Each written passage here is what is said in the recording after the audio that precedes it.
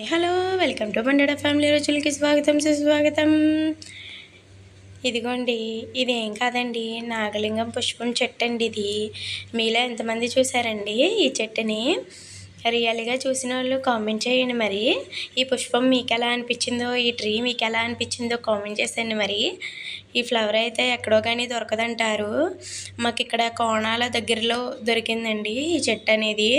నేను ఇంకా లేట్ చేయకుండా దిగి వెంటనే పోస్ట్ చేయడం అయితే జరిగిందండి. నేనే కాదు, మీరు కూడా చూడాలని చెప్పేసి నేను వీడియో తీయడం అనేది జరిగిందండి.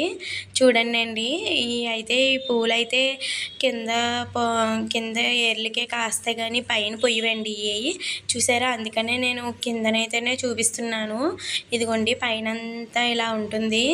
ఇదిగోండి, బ్యాక్గ్రౌండ్ అయితే సేమ్ పువ్వు ఎలా ఉంటుంది అలాగే ఉంటుందండి.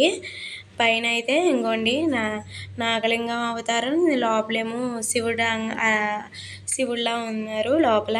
చూసారా, నాగలింగ పుష్పం అండి ఇది.